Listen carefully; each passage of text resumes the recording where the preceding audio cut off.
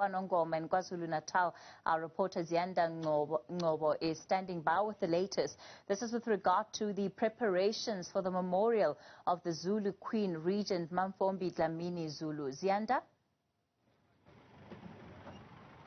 That's right, Kathy. We are still here at the Kwakangela Mankengana Palace, and just to give an update to the viewers of the Pulse, the remains of the late Queen still haven't been intermented, and so before we even get to the preparations of that memorial service, that special category provincial memorial service that will be held tomorrow, this evening, then those plans will get underway, and I'm joined then by Nkosi was Eswatini, Dlamini. Thank you so much for your time, and we know that the late Queen was your sister, and I just want to first get your reaction, of course, to her passing, given the fact that she had just taken the position of being the regent of the Amazulu nation.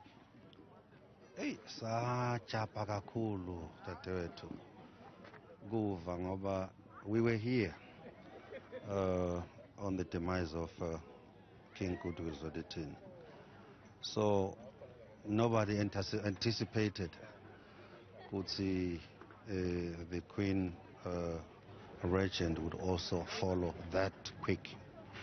So I would say the whole, from the King, the Queen Mother, and the entire Swazi nation are devastated by the loss of the Queen Mother, because we were hoping that he would be the one to lead and to guide the future king of the Zulus.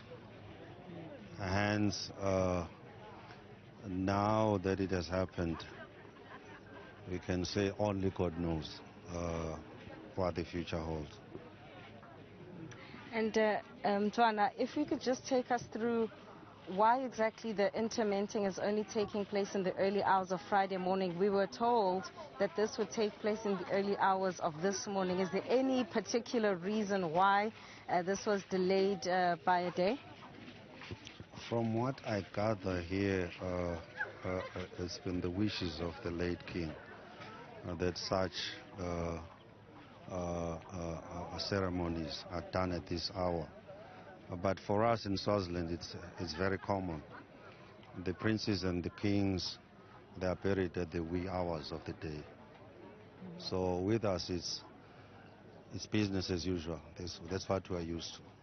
As the nation Eswatini, what is the message that King Mswati III has given? We know that he can't be here, but I'm sure as the delegation you have a message that you would have had to convey to the senior members of the Amazulu royal household. Well, the King has sent us to pass his condolences to the royal household of the Zulu nation, as well as the entire Zulus and the South Africans in general, because he also recognized that the Zulu king was one of the kings in Southern Africa. So to him, he's lost a brother, he's also lost a brother-in-law, in view of the fact that King Goodwill was also married to the Swazi princess. All right, well, thank you very much. That's Kuduza Dlamini. He's speaking on behalf of the Eswatini nation. He is also the brother of the late Queen Mantfombi Dlamini Zulu, whose remains will be interred in the early hours of Friday morning, and not what was previously told to us as the media in terms of Thursday morning. And then tomorrow then will be that memorial service. We've seen the vehicles of KZN Premier Sihle Zikalala, as well as Cooperative Governance and Traditional Affairs Minister Nkosazana Dlamini Zuma. We understand that she was here earlier on. We also saw the Amazulu Traditional Prime Minister Prince Mangosuthu Buthelezi, and so there have been meetings taking place behind closed doors in terms of being able to finalize then those preparations for that memorial tomorrow afternoon. Kathy? Ziyanda, when we look at that memorial, do we know yet who will be in attendance? And in particular, are we expecting the entire royal family to be there? Well, that is the question that is on the top of many people's minds. In fact, at some stage we were hearing of a possible court interdict of some trying to interdict the attendance of some royal family members at this memorial. No such action has taken place.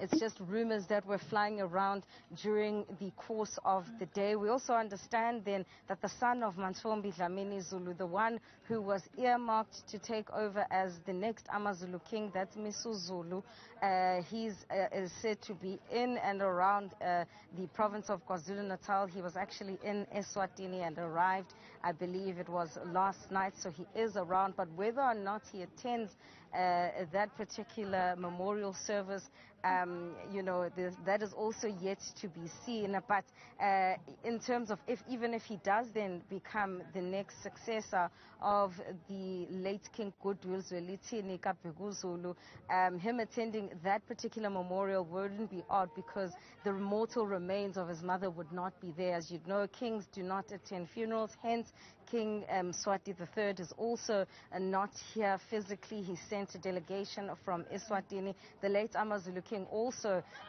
did not attend funerals. He didn't even attend the funerals of his own sons, including Letuk Tula Zulu, who perished late last year.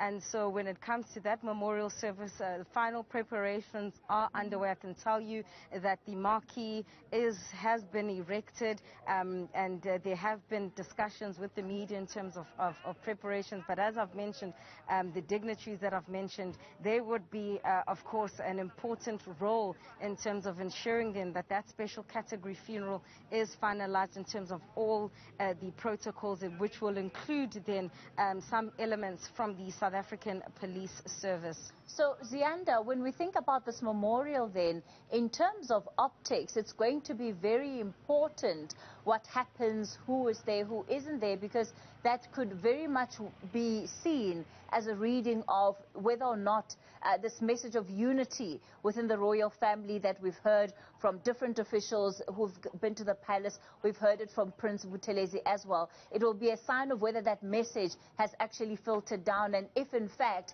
they'll put bygones aside, if nothing else but for this moment. Absolutely, and hence I've mentioned the son of Mantfombi Dlamini Zulu, Zulu, who is someone who has been tipped to take over the throne. And we know that typically, even with successors, even with King Zwelithini Zulu, he was also whisked away shortly after his father, Cyprian Solomon, passed away for safety reasons. There were threats of assassination. So the optics are important of who's there. Will the children of the other households, the other households of the other queens, be in attendance, in particular the daughters, the princesses of the first wife who've deposed papers within the Pietermaritzburg High Court contesting the legitimacy and validity of the will of the late king, and the signatures of that will, which by the way also has a clause 12 of the king's will, also threatens to disinherit anyone who legally challenges the existence and the contents of the will. So that particular court case will be very interesting, and it's important to mention then, Kathy, because this has also got to do with exactly what you were asking about the unity of the Amazulu household and the royal kingdom of the Zulus. And there are many questions coming from the public that are at the top of their minds. What is to be of the Amazulu nation? Will we see history repeating itself, or will there be an amicable way to resolve then the current tensions that are playing out? I personally haven't seen then, the children of from the other royal households. Perhaps they will be there tomorrow. Maybe I'm the one who hasn't personally seen them. But absolutely, it will be about optics. But then, of course, there will be those COVID-19 protocols that will be put in place. So I wonder then if that might not also be a consideration that is being looked at, especially since the COCTA minister was also here herself earlier on today. All right, let's leave it there for now. Ziyanda Ngcobo out in KwaNongoma.